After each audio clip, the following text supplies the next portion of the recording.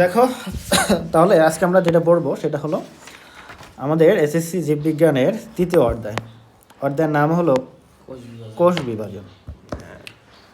তাহলে কোষ বিভাজন, তো এই শব্দটার মধ্যে দেখো প্রথমেই আছে কোষ। কোষ কাকে বলা হয়? কোষ হলো জীবদেহের গঠন এবং কাজের একক, তাই না?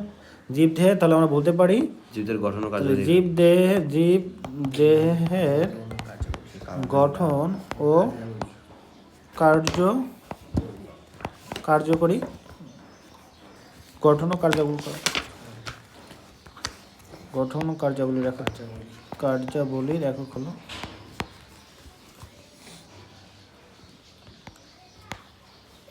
জীবদের গঠন ও কার্যাবলীর একক।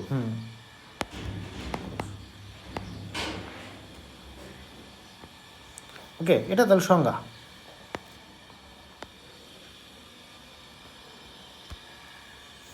আমরা জানি, তো এখন আমরা কোষ সম্পর্কে জানি। তো এই যে দেখো এত বিশাল বিশাল জীব দেখো, আমরা দেখি, তাই না? নীলতিমি কত বড়, বট গাছ দেখি, মানুষ আছে, গরু ছাগল হাঁস মুরগি আছে, প্রাণীগুলো দেখি না? এই যত প্রাণী দেখি না কেন, সকল ধরনের প্রাণী কি দ্বারা তৈরি বলো তো?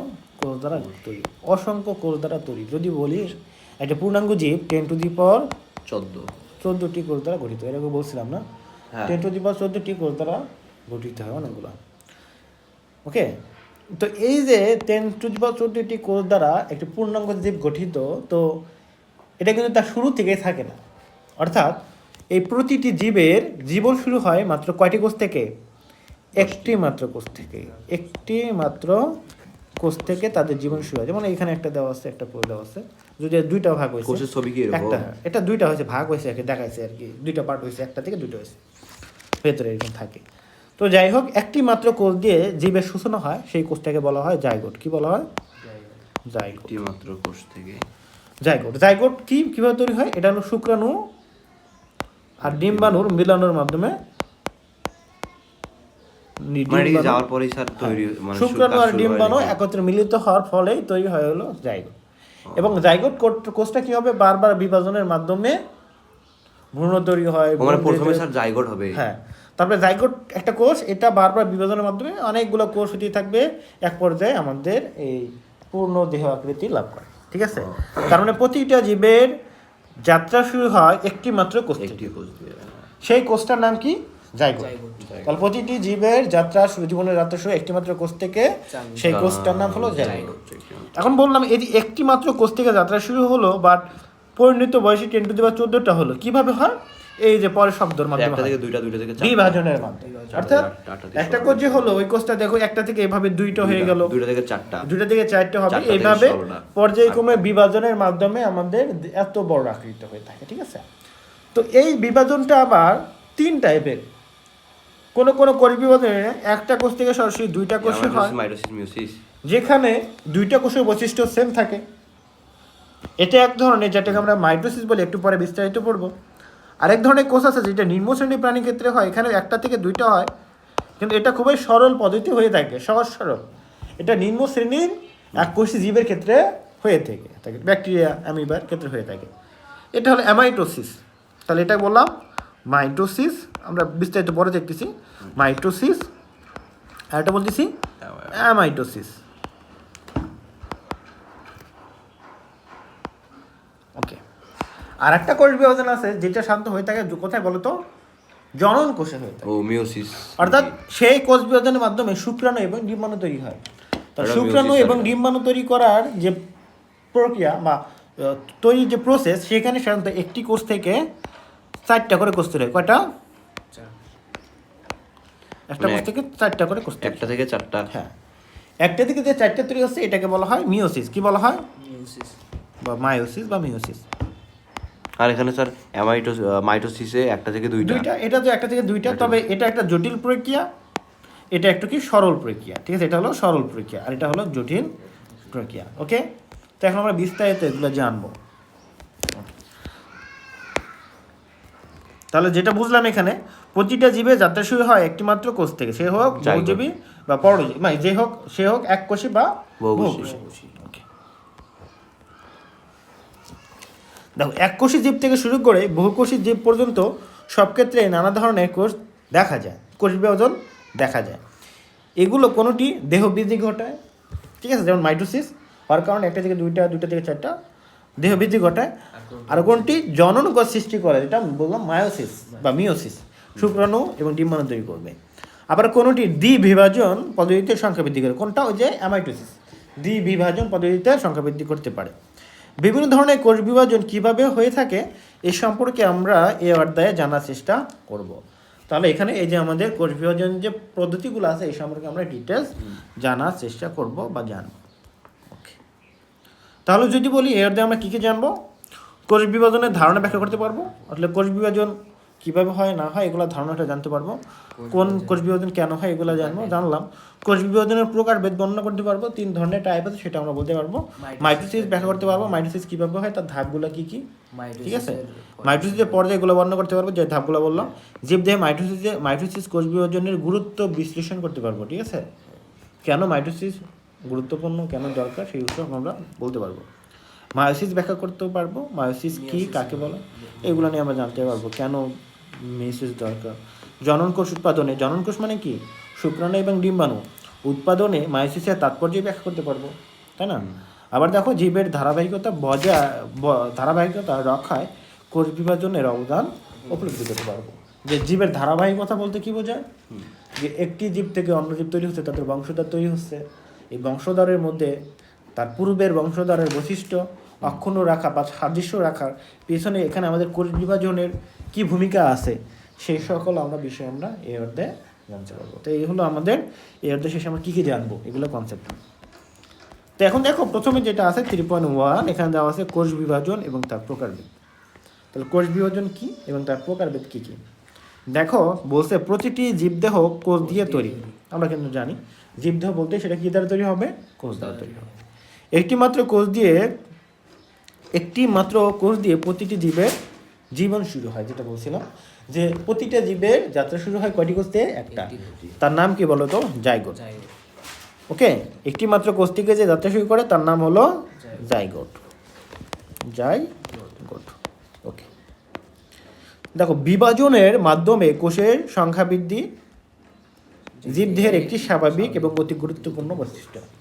তাহলে এই কোষগুলো বারবার বিভাজনের মাধ্যমে যে কোষের সংখ্যা বৃদ্ধি করবে, এতে কী হবে, দেহের আকার বৃদ্ধি পাবে, সাইজ বৃদ্ধি পাবে, ঠিক আছে। এটা একটা গুরুত্বপূর্ণ বৈশিষ্ট্য। কোনো জীবের দেহ একটি মাত্র কোষ দিয়ে গঠিত, তাই না, যেহেতু আমরা জানি এককোষী জীব আছে তাদের ক্ষেত্রে একটি মাত্র কোষ দিয়ে আমাদের দেহ গঠিত। আবার এদেরকে বলা হয় তাহলে এককোষী জীব বা ইউনিসেলুলার বলা হয় থাকে। তাহলে যে সকল জীব একটি মাত্র কোষ দ্বারা গঠিত তাদেরকে বলা হয় এককোষী জীব। যেমন কি বলা আছে ব্যাকটেরিয়া, অ্যামিবা, প্লাজমোডিয়াম ইত্যাদি। দেখো এককোষী জীব বিভাজনের মাধ্যমেই একটি থেকে অসংখ্য এককোষী জীব উৎপাদন করতে পারে। যেহেতু এরা এককোষী জীব, তার মানে এদের যদি কোষের বিভাজন হয়ে যায় তার মানে দুইটা হয়ে যাবে, একটা থেকে দুইটা হয়ে যাবে, দুইটাই যদি আর বিভাজন করে দুইটা থেকে 4টা প্রাণী হয়ে যাবে, এককোষী প্রাণী, তাই না। তাহলে এদের তো এমন নয় যে কোষ বিভাজনের মাধ্যমে একটা কোষ থেকে 2টা কোষ তৈরি করতে হবে, দেহের আকার বড় করবে, তা তো না। এরা জীবই হলো কি, এককোষী। সো এককোষী একটা জীব যদি বিভাজন করে তাদের কোষের, তাহলে একটা থেকে যদি 2টা হয় তাহলে 2টা কি পূর্ণাঙ্গ আবার এককোষী জীব হবে কি না, তাই হবে, এটাই বুঝছি আর কি। ওকে, তো এককোষী জীব উৎপন্ন করবে। আবার দেখো অনেক জীব একাধিক কোষ দ্বারা তৈরি, তাই না। যেমন আমরা মানুষ যদি বলি, গরু, ছাগল, মহিষ যা দেখি সবই হলো বহুকোষী প্রাণী। মেনলি এককোষী জীব তো আমরা দেখতে পাই না খালি চোখে, ঠিক আছে।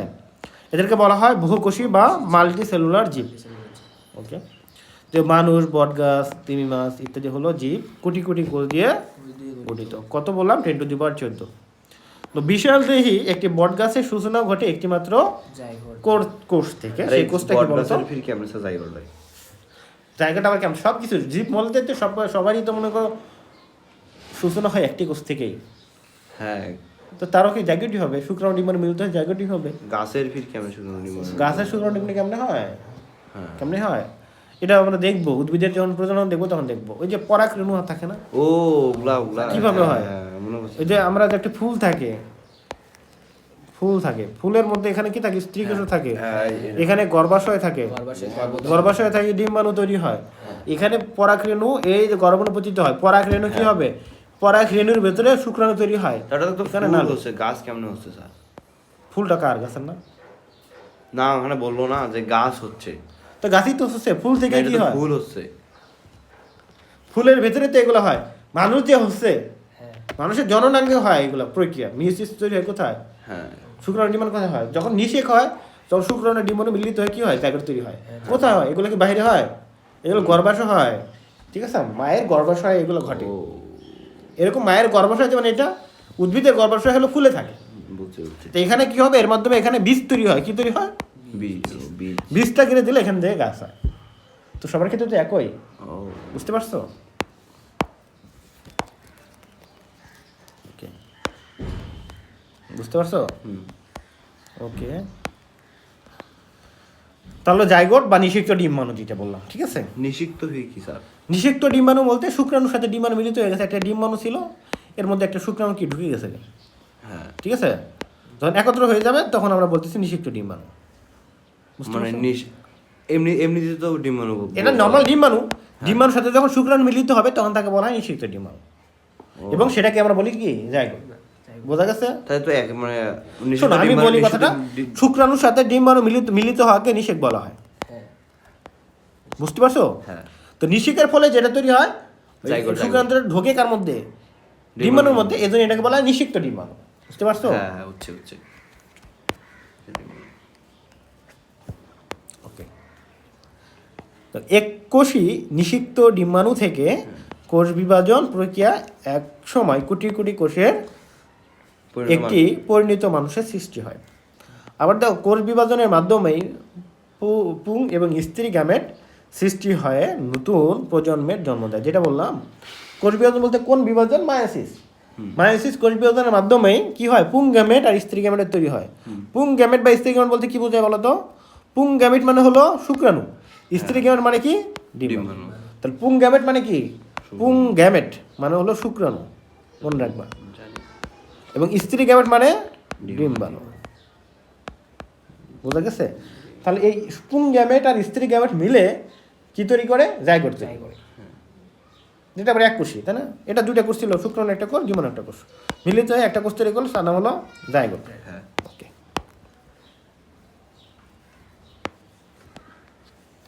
তবে জীবের বৃদ্ধি ও প্রজননের উদ্দেশ্যে কোষ বিভাজনের মাধ্যমে কোষের সংখ্যার কি ঘটে বলো তো? বৃদ্ধি।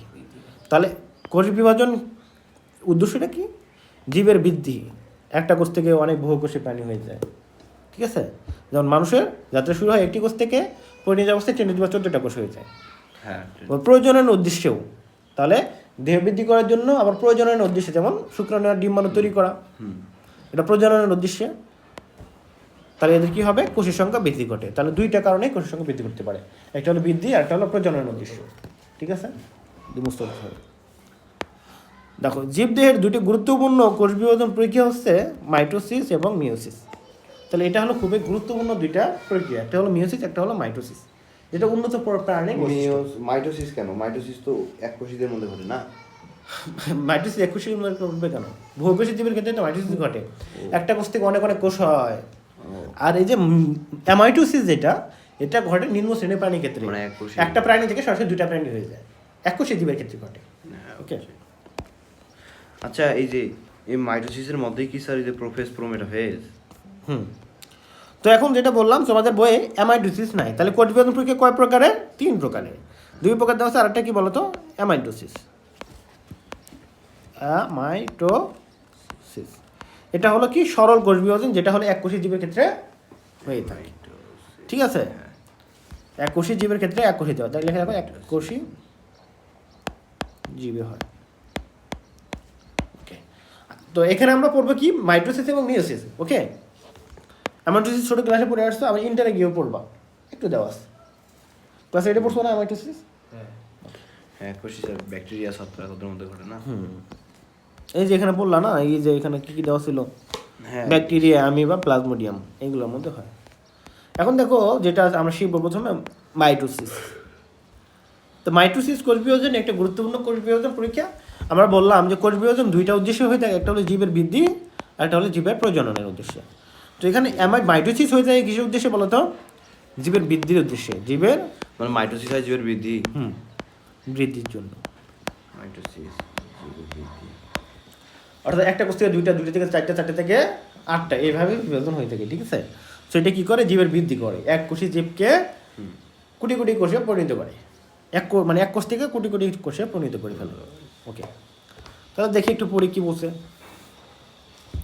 এই কোষ বিভাজন প্রক্রিয়ায় প্রকৃত বা সুকেন্দ্রিক কোষ, প্রকৃত বা সুকেন্দ্রিক বলতে কি, এদের নিউক্লিয়াস সুগঠিত হ্যাঁ, কোষ একটি ধারাবাহিক প্রক্রিয়ায় বিভক্ত হয়ে দুটি অপত্য কোষে পরিণত করে, মানে কি একটি কোষ থেকে দুইটি নতুন কোষে তৈরি হবে।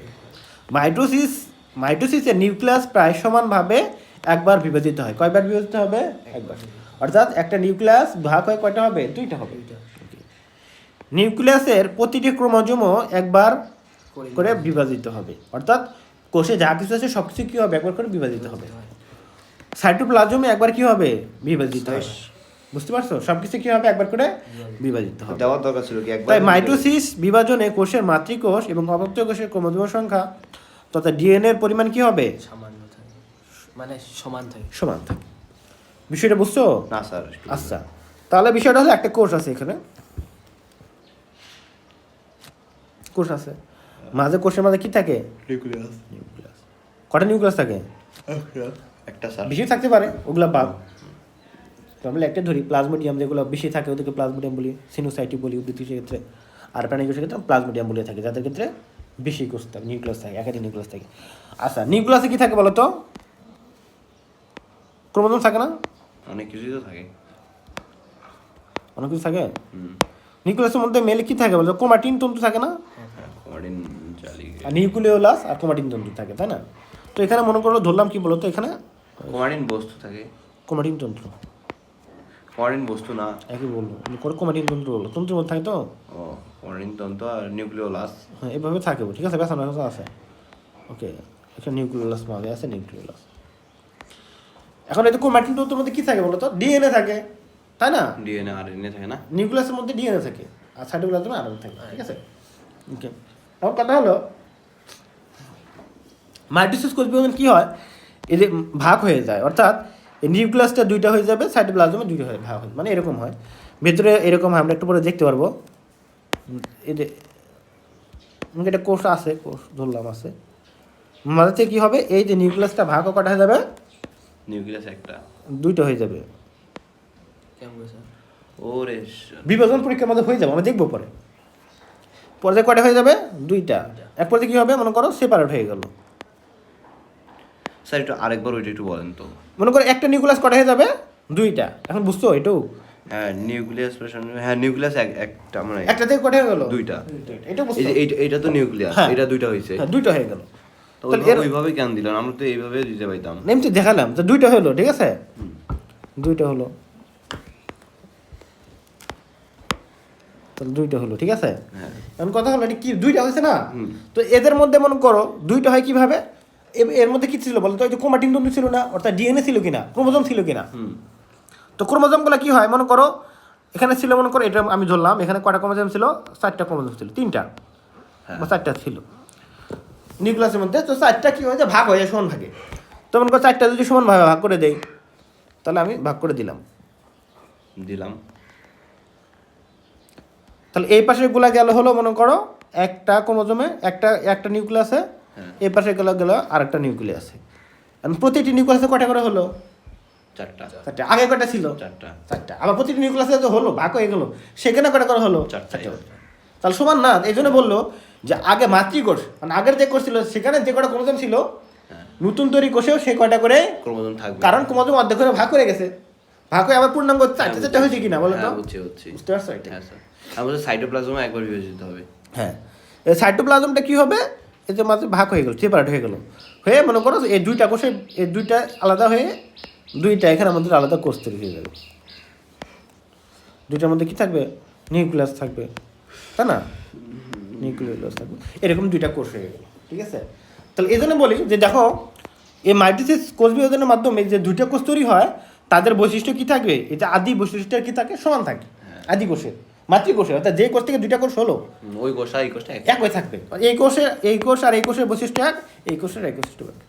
এই জন্য একে বলা হয় ইকুয়েশনাল বা সমীকরণিক কোষ বিভাজন। কি বলা হয়? ইকুয়েশনাল বা সমীকরণিক। লেখা আছে তো মনে হয়। হ্যাঁ, লেখা আছে। এটা স্যার 7-এ মনে হয় বলছিলাম সম্ভবত। এইটি বস্তু 8-এ না স্যার। এইটা আমি পড়াইছিলাম তোমাকে একটু। দেখো দেখো শুধু যে দেখো তাহলে ডিএনএ পরিমাণ সমান থাকে, বুঝছো? ক্রোমোজোম তথা ডিএনএর পরিমাণ কি থাকবে? সমান থাকবে নতুন সৃষ্ট কোষে। শুধু যে পরিমাণে একই থাকে তা নয়, মাতৃকোষে ডিএনএর প্রায় হুবহুব অনুলিপি অপত্য কোষে পাওয়া যায়। দেখো একে সমীকরণিক বিভাজন বলা হয়। কারণ বলো তো দুইটাতে সমান থাকে। যে এই যে একটা কোষ থেকে যে দুইটা নতুন কোষ তৈরি হলো, তাদের যে বৈশিষ্ট্য, তাদের মধ্যে যে ক্রোমোজোম সংখ্যা মাতৃকোষের ক্রোমোজোম সংখ্যা সমান থাকে। এজন্য একে বলা হয় কি? ইগোশনাল বা সমীকরণিক কোষ বিভাজন। এই বিভাজন প্রকৃত নিউক্লিয়াসযুক্ত জীবের দেহকোষে হয়ে থাকে। কোথায় হয় বলো তো? দেহকোষে, সোমাটিক সেল। বুঝছো? কোষ হলো দুই ধরনের, আমরা পড়বো। একটা হলো দেহকোষ, একটা হলো জনন কোষ। কয় ধরনের?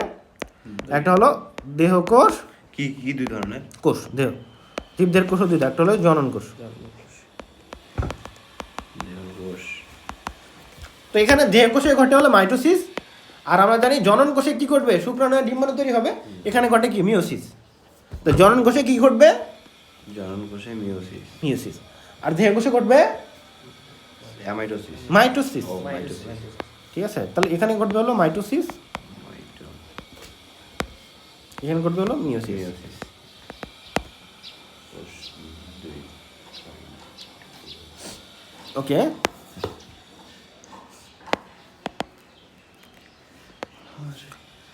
বিভাজনের ফলে কোষের সংখ্যা কি হবে? বৃদ্ধির মাধ্যমে প্রাণী এবং উদ্ভিদের দৈর্ঘ্য ও প্রস্থে বৃদ্ধি পায়। ঠিক আছে, এই ছোট বাচ্চা বড় হয়ে যায় না, ছোট মানুষ, হ্যাঁ, আমরা তো বড়। তাহলে এটা কি হবে? দেহের কোষ সংখ্যা বৃদ্ধি পায়। এটা কি স্যার আমাদের এই মাইটোসিস প্রক্রিয়া? হ্যাঁ, মাইটোসিস প্রক্রিয়ায় দেহ বৃদ্ধি পায়।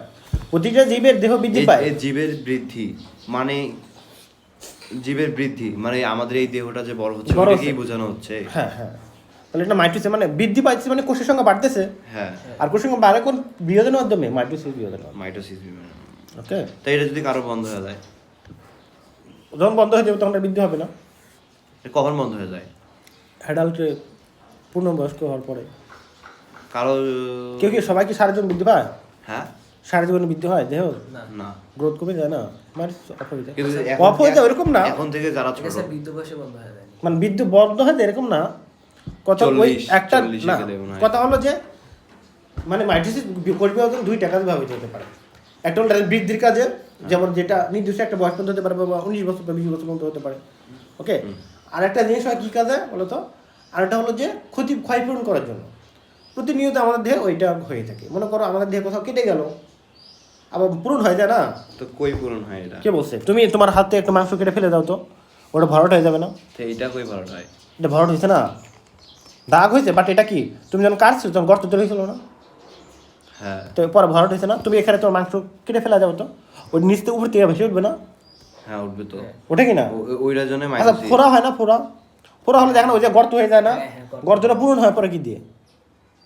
হ্যাঁ, হয় না? তা ওটা তো আবার কোষ দিয়ে পূরণ হয় না, হাজার হাজার কোষ দিয়ে পূরণ হয়। হ্যাঁ তার এটা কোষগুলো তৈরি হয় নতুন করে, আশেপাশে কোষগুলো মাইটোসিস বিভাজনের মাধ্যমে নতুন কোষ তৈরি করে পূরণ করে দেয়। আচ্ছা এইটা কি স্যার শুধু জীবের মানে বৃদ্ধি মানে মানুষ যে মোটা হচ্ছে ওইটার জন্য কি হ্যাঁ, দায়ী? দেহের সংখ্যা বৃদ্ধি পাচ্ছে, কোষ সংখ্যা বৃদ্ধি পাচ্ছে। ওকে, আবার মনে করো যারা আমরা যেটা বলি মোটা হয়, হুম। হ্যাঁ, যেটা ওল্ড এজে মোটা হয়ে যায়, এটা তো চর্বি জমার কারণে হয়ে যায়। মানে ওইটা কি মাইটোসিসের মাধ্যমেই তো হয় নাকি না অন্যভাবে? কিন্তু চর্বি জমার কারণে তো মানুষ মোটা হয়, এটা তো শিওর। কিন্তু ওইটা কি মাইটোসিসের মাধ্যমেই তো হয় নাকি নাকি? না না না মাইটোসিসের মাধ্যমে কি শুধু জীবের বৃদ্ধিটা হয়? হ্যাঁ, ওই বৃদ্ধি মোটা টোটা ওগুলোর সাথে কোনো সাথে না না, মোটা বলতে এটা কোন মোটা বলতেছে সেটা ডিপেন্ড করবে। থিল্লির মানুষ মোটা হয়ে যাচ্ছে, মানে মাংস পেশি যে তৈরি হচ্ছে এটা হলো কি বলতো? মাইটোসিসের পরীক্ষার মাধ্যমে।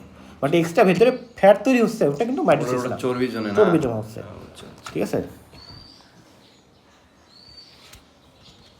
ওকে। যেখানে এখানে বিষয়গুলো হলো কি, যে মনে করো যে কোন মাস মোটা হয়ে যাচ্ছে, হুম। মানে এমনি নর্মালি একটা ছোট বাচ্চা বড় হয়েছে, তার মানে ওগুলো কোষ তৈরি হয়েছে কিনা? কোষ তো, এটা কি ফ্যাট দিয়ে মোটা হয়েছে? না না, ওইটা ওই স্যার ওটা মাইটোসিস, mitosis। হ্যাঁ, কিন্তু অতিরিক্ত যেটা হওয়া ওইটা তো মানে চর্বি। চর্বি। তাহলে প্রাণীর দেহকোষ এবং উদ্ভিদের বর্ধনশীল অংশে ভাজক টিস্যু কোথায় বলতো? ভাজক। প্রাণীর দেহকোষে, পুরো দেহকোষে দেখা যায়। এবং উদ্ভিদের কি বলতো? বর্ধনশীল অংশে, উদ্ভিদের যে অংশটা বাড়ে, ওই ডাল হ্যাঁ পালা ওইদিকে, ডালপালা ওইদিকে যেটা বাড়ে, সেখানে তাহলে কি ঘটবে? মাইটোসিস ঘটবে। যেমন কি কাণ্ড, মূলের অগ্রভাগ, মানে মাটির নিচে যেটা থাকে তার অগ্রভাগ, ভ্রূণমুকুল এবং হলো ভ্রূণমূল, বর্ধনশীল পাতা, মুকুল ইত্যাদিতে মাইটোসিস প্রক্রিয়ায় বিভাজন হয়, এই কারণে এগুলো বৃদ্ধি পায়। নিম্ন শ্রেণীর উদ্ভিদ এবং প্রাণীর অযৌন জননের সময়ও এই বিভাজন হতে পারে। তাহলে নিম্ন শ্রেণীর যেগুলো জীব আছে তাদের অযৌন প্রজননের ক্ষেত্রে মাইটোসিস দেখা যেতে পারে, ওই যে অ্যামাইটোসিসের মতো অনেক, আমার একটু একটা থেকে দুইটা জীব তৈরি হয়ে যায় সরাসরি। ওকে, বুঝতে পারছো? এটুকু যেটুকু পড়ালাম। হ্যাঁ ওকে, তো এখন হলো কি মাইটোসিসের পর্যায় সমূহ। এটা কি সবার দেহে ঘটে নাকি? অবশ্যই প্রোফেস প্রোমেটাফেজ এটা কি আমাদের দেহে ঘটে? অবশ্যই, এগুলো নাম দিছি আমরা। এখন এইরকম দেখো, চিত্র কেন, ভূমিমান চিত্র? দেখো ওইভাবেই হয় যে, দেখো মাইটোসিসের পর্যায় সমূহ, এই যে বললাম একটা কোষ থেকে দুইটা কোষ হয়ে গেল, এটা কি বললাম আর হয়ে গেল? ভিতরে অনেক মেকানিজম আছে, তাই না? হ্যাঁ, অনেক কাজ হবে তো। ওকে, তো আমরা জানি একটা কোষের দুইটা পার্ট থাকে, একটা হলো নিউক্লিয়াস, একটা হলো সাইটোপ্লাজম। তো একটা কোষকে ভাগ করতে হলে নিউক্লিয়াসেরও ভাগ করতে হবে, সাইটোপ্লাজমেরও ভাগ করতে হবে। তাহলে কয়টা বিভাজন দরকার? দুইটা রেসিপিতে বিভাজন দরকার, একটা হলো সাইটোপ্লাজম বিভাজন, একটা হলো নিউক্লিয়াস বিভাজন। ওকে, তাহলে এই জন্য আমরা কোষের বিভাজনকে দুই ভাগ করতে পারি। দেখো, তাহলে মাইটোসিস কোষ বিভাজন একটি অবিচ্ছিন্ন এবং ধারাবাহিক প্রক্রিয়া, হতেই থাকে কন্টিনিউসলি। এই বিভাজনের প্রথমে কি হয় বলো তো? ক্যারিওকাইনেসিস। অর্থাৎ দেখো, তাহলে দুইটা পার্ট আছে, একটা হলো কি নিউক্লিয়াস, আর একটা কি বলো তো? সাইটোপ্লাজম। তো নিউক্লিয়াসের ভাগকে বলি আমরা ক্যারিওকাইনেসিস। ক্যারিওন মানে নিউক্লিয়াস আমরা বলি, তো নিউক্লিয়াসের বিভাজনকে বলি আমরা ক্যারিওকাইনেসিস। আর থাকে সাইটোপ্লাজম, এই সাইটোপ্লাজম বিভাজনকে বলবো আমরা সাইটোকাইনেসিস। ওকে, তাহলে দেখো, তাহলে বিভাজন প্রথমে হলো ক্যারিওকাইনেসিস হয়, যেটা হলো নিউক্লিয়াসের বিভাজন ঘটে। পরবর্তীতে কি ঘটবে? সাইটোকাইনেসিস, অর্থাৎ কি সাইটোপ্লাজমের বিভাজন। তাহলে মাইটোসিস প্রক্রিয়া আমরা দুইটা সিস্টেম দেখি, একটা হলো কি ক্যারিওকাইনেসিস, একটা হলো সাইটোকাইনেসিস। ক্যারিওকাইনেসিস মানে কি? নিউক্লিয়াসের বিভাজন, পরে হয় সাইটোপ্লাজমের বিভাজন, এটাকে বলি আমরা সাইটোকাইনেসিস। ঠিক আছে? ওকে, দেখো বিভাজন শুরুর আগে কোষের নিউক্লিয়াসে কিছু প্রস্তুতিমূলক কাজ করতে হয়। কি বিভাজন শুরু হবে? এই যে বললাম মাইটোসিস কোষ বিভাজন শুরুর আগে কোষকে কিছু প্রস্তুতিমূলক কাজ করতে হয়। মনে করো তুমি যুদ্ধে যাইবা, যুদ্ধে যাওয়ার আগে তোমাকে কি প্রস্তুতি নিতে হবে না? ওইটা সহজ স্যার, সরঞ্জাম নিতে হবে, তাই না? তোমাকে সরঞ্জাম, যুদ্ধ করার জন্য ঢাল তরোয়াল যা আছে, এবং যুদ্ধে যাচ্ছ, ওই কয়দিন যুদ্ধ হবে না হবে তার খাবার টাবার সব কিছু রেডি করতে হবে কিনা, নিয়ে তারপরে যুদ্ধের ময়দানে যাইতে হবে। ঠিক সিস্টেমটা এখানে, ওই যে কোষ যে বিভাজন হবে শুরু হওয়ার আগে তাকে কিছু প্রস্তুতিমূলক কাজ করতে হয়, তার ভেতরে মানে তৈরি করতে হয়, ডিএনএ আর রেপ্লিকেশন করতে। হ্যাঁ, মানে মাইটোসিস যে কোষ বিভাজনটা স্যার হবে, এর আগের কথাগুলো এখানে বলতেছেন? না না, মাইটোসিস কোষ বিভাজনকে দুই ভাগ করবে, একটা ক্যারিওকাইনেসিস আর কি সাইটোকাইনেসিস। মানে এখন এই ক্যারিওকাইনেসিস এবং সাইটোকাইনেসিস হওয়ার আগে একটা কিছু কাজ করতে হবে, এটাকে বলা হয় প্রস্তুতিমূলক কাজ। এই যে সময় এই প্রস্তুতিমূলক কাজ হয় তাকে বলা হয় ইন্টারফেস। কি বলা হবে? ইন্টারফেস। অর্থাৎ মাইটোসিস হওয়ার আগে বা মাইটোসিস বিভাজন হওয়ার আগে যে কাজটা করতে হয় তাকে বলা হয় ইন্টারফেস বা দশা। হ্যাঁ, ওটাই তো মাইটোসিস। ওকে, তাহলে বর্ণনার সুবিধার জন্য মাইটোসিসের নিউক্লিয়াসের বিভাজনকে আবার কয়টি ভাগ করা হয়? অর্থাৎ ক্যারিওকাইনেসিসকে আরও ভাগ করা হয় কয়টি? 5টি ভাগে ভাগ করা হয় থাকে। পর্যায়গুলো কি? Prophase, prometaphase. কেমনে বুঝলেন স্যার এটা ক্যারিওকাইনেসিস? বলা আছে না এখানে, দেখো শোনো, এই যে দেখো আমি তোমাকে বিষয়টা বলি। তাহলে একটা কোষের ভেতরে কি থাকে? নিউক্লিয়াস। নিউক্লিয়াস ক্রোমাটিন বস্তু। এখানে কি আছে বলো তো? ক্রোমাটিন জালিকা, ক্রোমাটিন বস্তু, ক্রোমাটিন তন্তু সব একই তো না? আলাদা আলাদা। হ্যাঁ, জালিকা ফর্ম করে থাকে তো জালিকা। এখানে বিভিন্ন কোষীয় অঙ্গাণু আছে, ঠিক আছে? দিলাম যে 5টি থাকে, অনেকগুলো অঙ্গাণু থাকবে, ঠিক আছে? অনেকগুলো থাকবে, আমি দিলাম না, ঠিক আছে? আছে। তো এখন দেখো, এই কোষটা যদি বিভাজন হয় দুইটা কোষ তৈরি করতে যায়, তাহলে এর দুইটা জিনিস আছে কিন্তু মাঝে। কি আছে বলো তো? নিউক্লিয়াস। নিউক্লিয়াস এটাকে দুইটা ভাগ হতে হবে কিনা বলো তো? এটাকেও ভাগ হতে হবে। তো এই যে এটা যখন ভাগ হবে, বিভাজন হবে, তার নাম হলো কি বলো তো? ক্যারিওকাইনেসিস। ক্যারিওকাইনেসিস বা নিউক্লিয়াসের বিভাজন। ওকে, তারপর আরেকটা জিনিস ভাগ হতে হবে, সেটা হলো সাইটোপ্লাজমের ভাগ। সাইটোপ্লাজম কতটুকু? এই যে নিউক্লিয়াস বাদ দিয়ে যা থাকে তার সাইটোপ্লাজম, মানে ফাঁকা অংশ, তরল অংশটুকু। এর মধ্যে অনেক অঙ্গাণু থাকবে, প্লাস্টিক থাকবে। তো এটা হলো সাইটোপ্লাজম। তো সাইটোপ্লাজম বিভাজনকে কি বলবো আমরা? সাইটোকাইনেসিস।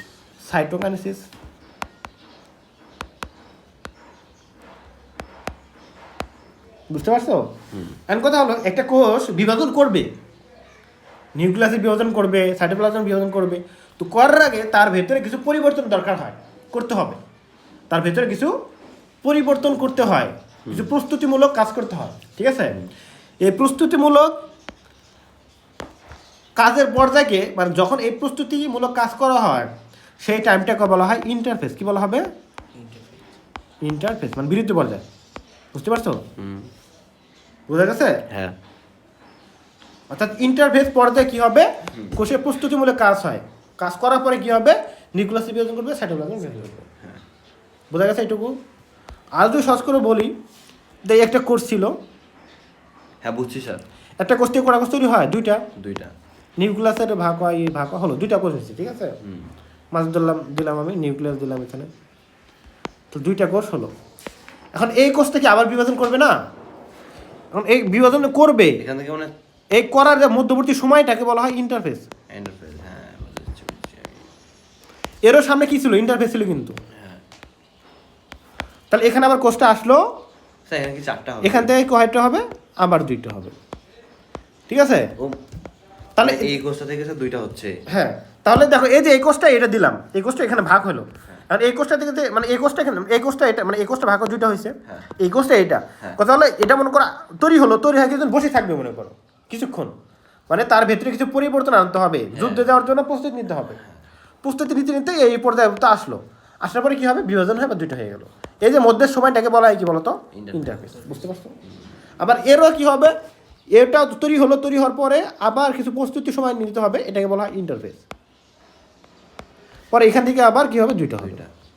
অর্থাৎ একটা কোষ হয়তো বসে থাকে না, আবার সে আবার বিভাজন করে, কিছু স্যার আমাদের দেখি এখনো কোষ বিভাজন হচ্ছে। হচ্ছে এখন এই তুমি বড় হচ্ছে না?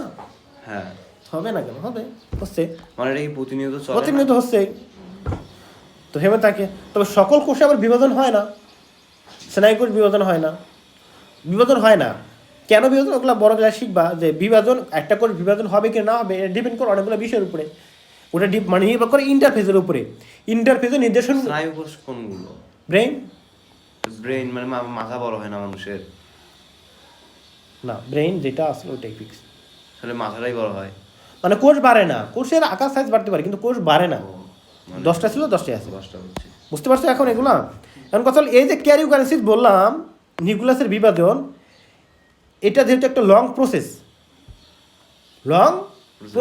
তো প্রসেসটাকে আমরা খণ্ড খণ্ড করে ভাগ করছি। কি করছি? খণ্ড খণ্ড করে ভাগ করছি। একটা দিনের ভাগকে আমরা বলি না, ভাগ করে সকাল বিকাল সন্ধ্যা। তো এটা মনে করো এই যে প্রসেসটাকে আমরা ভাগ করছি কয়টা পর্যায়ে, কি 5টা পর্যায়ে ভাগ করছি। Prophase, anaphase, telophase, metaphase, anaphase, telophase. বুঝতে পারছো এখন? চিত্র কি লাগে স্যার?